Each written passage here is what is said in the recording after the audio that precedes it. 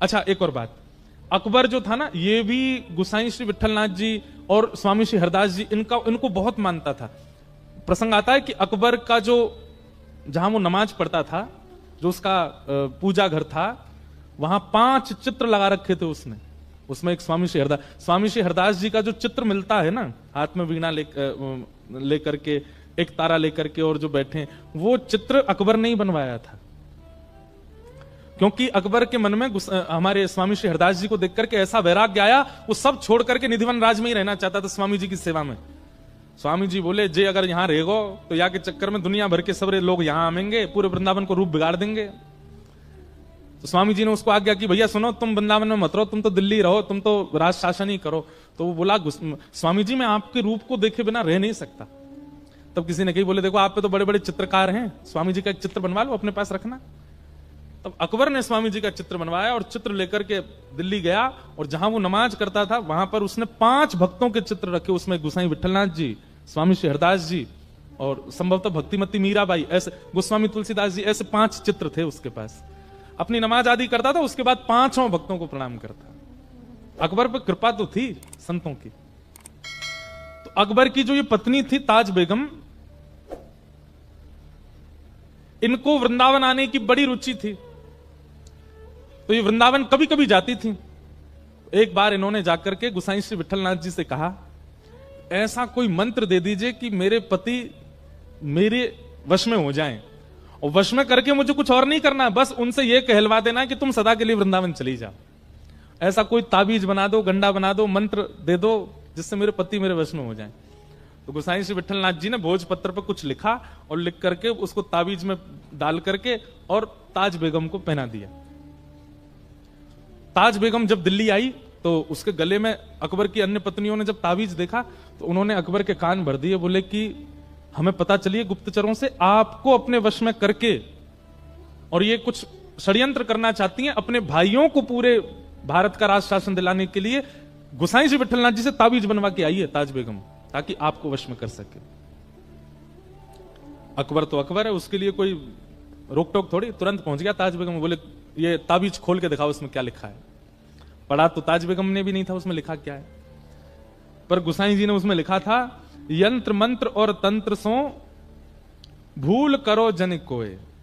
बोले भैया, यंत्र मंत्र तंत्र तोना टोटका, इन सब में ज्यादा विश्वास मत करो। तो और अगली पंक्ति क्या लिखी थी, पति कहे सोई कीजिए, पति जो कहे वो करिए, वह आप ही वश होए। गोसाई जी ने लिखा था, तंत्र मंत्र पर विश्वास मत करो, पति की बस आज्ञा मानो, पति की आज्ञा मानने लग जाओगे, वो अपने आप ही आपका हो जाएगा। इस बात को पढ़ करके अकबर को इतना अच्छा लगा।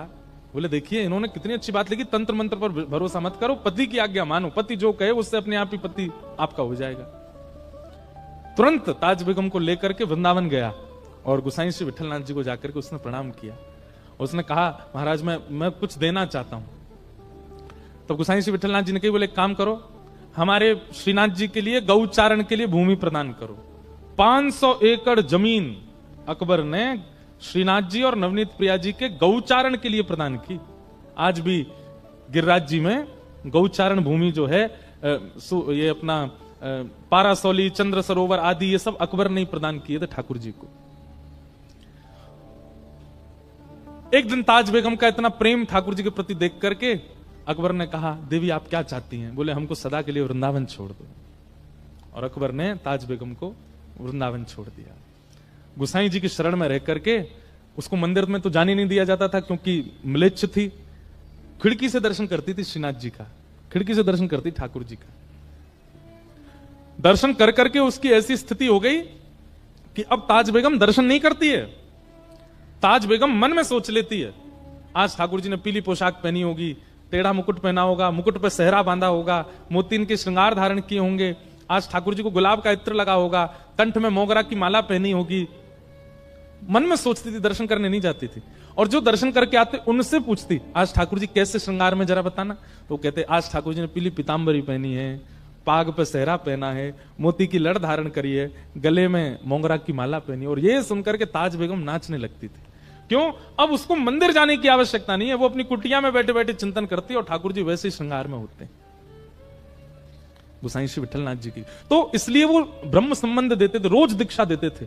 क्यों? उनके दीक्षा देते ही जो वैष्णव दीक्षा लेता था उसको तुरंत ठाकुर जी का दर्शन अनुभव होने लग जाता था। और नियम बना लिया कि जब तक दीक्षा एक वैष्णव नहीं बनाऊंगा तब तक जलपान नहीं करूंगा। एक बार क्या हुआ, आज पता नहीं क्या ऐसा योग था, बहुत गर्मी पड़ रही थी, लोग बाग घरों से निकले ही नहीं, कोई गोसाई जी के पास आया नहीं। मध्याह्न का समय हो गया, गोसाई जी भूखे बैठे। क्यों? रोज ब्रह्म संबंध देते हैं, फिर कुछ पाते हैं। तभी आप गोविंद कुंड है गिरिराज जी में, वहां जाकर के बैठ गए और गोविंद कुंड में 2 हंस घूम रहे थे। आपने मन में विचार किया, आज तक मानवों को ठाकुर जी का दर्शन कराया है ब्रह्म संबंध देके, इन जीवों का भी तो अधिकार है। और आपने उन 2 हंस हंसनी के जोड़े के कान में अष्टाक्षर मंत्र देके उनको कंठीमाला पहना दी, और जैसे ही कंठीमाला धारण कराई दोनों के चतुर्भुज रूप हो गए और दोनों का ही निकुंज में प्रवेश हो गया, ठाकुर जी की प्राप्ति हो गई। ऐसे गोसाई श्री विठलनाथ जी, ठाकुर जी से उनका ऐसा संबंध। इनके जीवन में भी एक परीक्षा हुई थी। कृष्णदास अधिकारी जी थे, उनसे इनकी किसी बात पर अनबन हो गई और श्री कृष्णदास अधिकारी जी ने, इनके जो दूसरे भाई थे गोपीनाथ जी, उनका भगवत धाम गमन हो गया था। उनकी पत्नी थी और उनका एक बेटा था, बेटे का नाम पुरुषोत्तम था। इन्होंने पूरे गोवर्धन के वैष्णवों को इकट्ठा किया और इकट्ठा करके कहा, भैया देखो, महाप्रभु जी के दूसरे पुत्र श्री गोपीनाथ जी, जो कि भगवत धाम गमन हो गया, उन पर थोड़ी दया आनी चाहिए कि नहीं? ये पूरी सेवा श्रीनाथ जी की गोसाई जी करते हैं, उनका बेटा बेचारा वो सेवा में नहीं जा पाता है। आप सब लोगों को आवाज उठानी चाहिए और गोपीनाथ जी की पत्नी और उनके बेटे को ठाकुर जी की सेवा का अधिकार मिलना चाहिए। तो कई लोगों ने इस बात का समर्थन किया और समर्थन के भाव से गोसाई श्री विठलनाथ जी को ठाकुर जी से कुछ समय के लिए दूर कर दिया। गोपीनाथ जी के पुत्र श्री पुरुषोत्तम जी सेवा करने लगे श्रीनाथ जी की।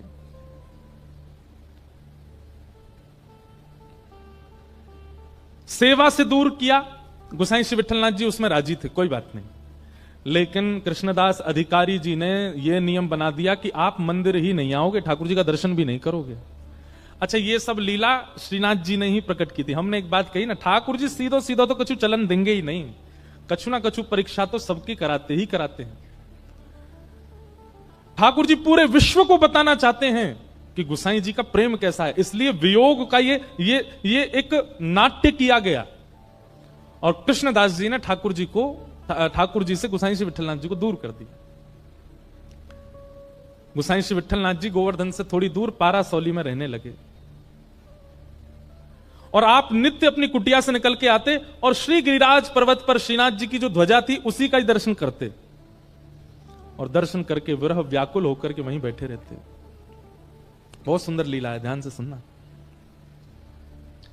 किते दिन वे जुगे बिन देखे, किते दिन वे जुगे बिन देखे, किते दिन वे जुगे बिन देखे, किते दिन वे जुगे बिन देखे। श्री कुम्मनदास जी का ये पद है।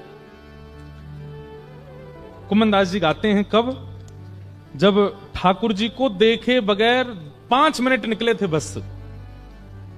गुरुदेव की आज्ञा से ठाकुर जी से थोड़ा दूर जाना पड़ा कुम्मनदास जी को, केवल 5 मिनट निकले थे ठाकुर जी को देखे बगैर और श्री कुम्मनदास जी इस पद को गाने लगे। किते दिन वे जुगे बिन देखे, किते दिन वे जुगे। हम लोगों को महीना महीना निकल जाता ठाकुर जी को देखे बगैर, हम रह लेते हैं, लेकिन कुम्मनदास जी को 5 मिनट दूर किया गया ठाकुर जी से और कुम्मनदास जी रोते रोते गाने लगे, कितने दिन हो गए ठाकुर जी को देखे बगैर। किनको देखे बगैर? तरुण किशोर रसिक नंद नंदन, तरुण किशोर रसिक नंद नंदन, कछुक उठत मुख रेखे, कछुक उठत मुख रेखे। इस भाव को अगर आप समझ जाओ तो आप शहंशाह हो। हम बात कह रहे हैं, इस भाव को अगर आप समझ जाओ तो आप शहंशाह हो। क्या? कछुक उठत मुख रेखे। बोले कैसे हैं ठाकुर जी? बोले तरुण किशोर, युवा हैं, छोटे से 7-8 वर्ष के हैं ठाकुर जी, तरुण किशोर, रसिक नंद नंदन। नंद नंदन कैसे? बोले तरुण किशोर हैं। कछुक उठत मुख रेखे। 8-9 वर्ष का बालक जो होता है उसकी दाढ़ी मूछ नहीं आती, पर अगर आप उसको बहुत पास से देखेंगे ना तो स्वर्ण कलर, जैसे स्वर्ण का रंग होता है ना, उस रंग के कुछ उसके थोड़े केश निकल आते हैं मुखमंडल पर, वो दिखाई नहीं देते। कोई बहुत प्रकाश करके देखो, तिरछी आड़ी लाइट करके देखो, तब जाकर के वो थोड़े वो केश के अंग दिखाई देते हैं। कुम्मन दास जी कह रहे हैं, बोले नंद नंदन को देखे बगैर उनके मुखमंडल पर प्रकट जो वो छोटे श्वेत वर्ण के जो केश हैं वो देखे बगैर, कछुक उठत मुख रेखे। दाढ़ी मूछ नहीं आती ठाकुर जी को, पर वो रेखाओं का दर्शन भी कुम्मन दास जी को हो जाता है। कितनी बड़ी दर्शन की भाव हमको होते हैं। हमें तो कछु ना आया हुआ है, हम तो बस सुन वेले में ही सीमित हैं। वह शोभा वह कांति वदन की, वह शोभा वह कांति बदन की। कैसी लगती है? ऐसा मन करता है कि कोटिक चंद विशेखे, कोटिक करोड़ों चंद्रमाओं को मुट्ठी में लेकर के ठाकुर जी पर वार दूं, इतने सुंदर लगते हैं। किते दिन वे जुगे बिन देखे, किते दिन वे जुगे बिन देखे। तो गोसाई श्री विठलनाथ जी ठाकुर जी से दूर कर दिए। गोसाई जी दूर से ही ठाकुर जी की ध्वजा का दर्शन करते हैं। लेकिन ऐसा नहीं है कि विरह केवल भक्त को होता है, विरह ठाकुर जी को भी होता है। बात केवल इतनी है कि भक्त अपना विरह गा के सुना देता है, ठाकुर जी कैसे सुनाए? परंतु एकमात्र श्री गोसाई विठलनाथ जी हैं जिनके लिए ठाकुर जी ने अपना विरह प्रकट कर दिया। कैसे? श्रीनाथ जी में आज भी 100 पान का भोग रोज लगता है ठाकुर जी। कितने पान? 100 बीड़ा पाते हैं ठाकुर जी। कभी आप श्रीनाथ जी जाएंगे तो श्रीनाथ जी तो अभी 500 300 350 400 साल पहले चले गए नाथ द्वार, उससे पहले तो वृंदावन में ही सब लीला करते थे। आज भी आप देखोगे राजभोग के बाद मुखिया जी आएंगे और पान की बीड़ा ठाकुर जी से मुख से छुपाएंगे और फिर रखें। कभी अगर प्रसादी में ठाकुर जी की बीड़ा मिलती है, एक बार को अन्य प्रसाद मिले तो सब में बांट दियो, पर बीड़ा मत बांटियो, बीड़ा तो स्वयं पहियो। क्योंकि बीड़ा समझते हैं ना, पान भोग। एकमात्र बीड़ा भोग ऐसा है जो ठाकुर जी के अधर से छुपाया जाता है। बाकी की सब सामग्री सामने रखी जाती है, पर बीड़ा तो ठाकुर जी के अधर से स्पर्श कराया जाता है। और बीड़ा भोग ज्यादातर किशोरी जी का बीड़ा भोग ठाकुर जी पाते हैं और ठाकुर जी का बीड़ा भोग किशोरी जी पाती हैं, क्योंकि अधर स्पर्श होता है उसमें। तो श्रीनाथ जी को 100 पान का भोग लगता था। बहुत ध्यान से सुनना। तो एक रामदास भीतरिया करके सेवा करते थे श्रीनाथ जी के आसपास। पोंछा लगावे की सेवा, आरती सजावे की सेवा, आदि आदि सेवा। भीतरिया 2 सेवक होते हैं, एक होते हैं भीतरिया, एक होते हैं भारिया। भीतरिया वो जो गर्भगृह के अंदर जा सकते हैं, भारिया वो जो बाहर बाहर की सेवा करते हैं। तो रामदास भीतरिया जो थे ये गोसाई श्री विठलनाथ जी के शिष्य थे। ये जाते थे श्रीनाथ जी के मंदिर में सेवा करने, भीतर पोंछा आदि करने। तो जब ये पोंछा आदि करते थे तो श्रीनाथ जी खड़े खड़े इनको इशारा करते, ए सुन, ऐसे इशारे करते। अब ये आवाज कहां से आ रही है? फिर ठाकुर जी कह रहे हैं, अब ये ऊपर देखे ठाकुर जी को, ठाकुर जी ऐसे खड़े हैं, आसपास कोई है नहीं, भाई आवाज कौन करता है? एक बार तो घबरा गया, हुआ आ गो मंदिर में। लेकिन फिर ठाकुर जी ने इसको ऐसे बौं मटका के इशारा किया। रामदास तो अरे अरे जय जय, आप बुला रहे हैं मोकू। ठाकुर जी ने फिर इसको प्रत्यक्ष, ठाकुर जी लीला सबके सामने नहीं करते हैं, परंतु रामदास के द्वारा गोसाई जी को संदेश भेजना है, इसलिए ठाकुर जी लीला कर रहे। जय जय, आप कछु आज्ञा कर रहे हैं। तो ठाकुर जी के बगल में जो मसनद रखी जाती है ना, उन पर ठाकुर जी के मुख पहुंचने का एक रूमाल रखा जाता है। ठाकुर जी ने ऐसे नजर घुमा के रूमाल की ओर इशारा किया। कोई था नहीं मंदिर में, 2-4 लोग दर्शन कर रहे थे। इसने धीमे से वो रूमाल उठाया और रूमाल खोल के देखा तो ठाकुर जी जो 100 पान खाते थे उसकी जो पीक निकलती थी, उस पीक से ठाकुर जी ने पत्र लिखा था गोसाई श्री विठलनाथ जी के लिए। और वो पत्र लिखा था, उसमें प्रथम ही ठाकुर जी ने लिखी है, रामदास पत्र मत पढ़ियो, ले जाके गोसाई जी को दे दे। रामदास के तो नेत्र सजल हो गए, ठाकुर जी लीला करते। और रोज रामदास क्या करता, 2 रूमाल रखता, एक तो वहां पधरा देता और एक वहां से उठा के जेब में धर के ले जाता और गोसाई जी के पास जातो, गोसाई जी आज ठाकुर जी ने कृपा के, बोले हाँ प्रसाद भेजा होगा दे दो। नहीं प्रसाद नहीं, आज तो पत्र भेजा है। गोसाई जी ने जैसे ही वो रूमाल खोल करके देखा, ठाकुर जी ने अपनी पीक से जो पान की लाल लाल निकलती वहां से ठाकुर जी ने पत्र लिखा। और उस पत्र में ठाकुर जी अपना प्रेम उद्गार प्रकट करते हैं। और क्या कहते हैं, वो पंक्ति तो मुझे याद नहीं, पर ठाकुर जी ने पत्र लिख करके गोसाई जी से कहा, मेघ तो समय आने पे बरसेगो। मतलब मेघ तो समय आने पे बरसेगो। मेघ हमेशा नहीं बरसते, जब समय आता तब बरसता है। तो मानो गोसाई जी से कह रहे हैं, प्रतीक्षा करो, समय जल्दी आएगा जब मेरा प्रेम आप पे बरसेगा। तो गोसाई जी हैं। गोसाई जी ने एक पत्तल पर दूसरा पत्र लिखा और पत्र लिख करके रामदास से बोले जाओ ठाकुर जी को दे दो। और गोसाई जी ने क्या लिखा, बोले मेघ तो समय आने पे बरसेगा, पर चातक पक्षी जानते हैं नाम, एक तो आजकल लोग जानते नहीं, इतनी व्याख्या करनी पड़ती है। चातक पक्षी जो होता है वो पूरे साल प्यासा रहता है। उसका नियम है वो नदी का पानी नहीं पिएगा, वो पोखर तालाब का पानी नहीं पीता। चातक पक्षी जो होता है वो पहली वर्षा होती है और उसका जब बिंदु गिरता है उसी का जल पीता है, उसको कहते हैं चातक। और चातक पक्षी का नियम होता है वो चहकता कैसे है, प्यासा हूं प्यासा हूं। जो पहाड़ों में रहते हैं, हिमाचल के लोग होंगे, कश्मीर, उनको चातक पक्षी की आवाज आती होगी सुबह, प्यासा हूं, वो ऐसे ही बोलता है। तो ठाकुर जी ने पत्र लिख करके भेजा, मेघ तो समय आने पे बरसेगा।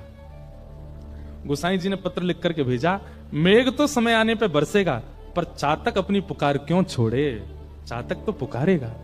मेघ चाहे जब बरसे, पर चातक प्यासा हूं प्यासा हूं प्यासा हूं, ये तो गाएगा ना।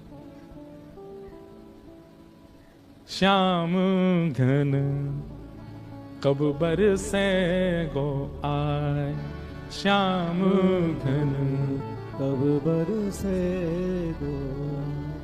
हमारे भारत में हनुमान प्रसाद पोद्दार जी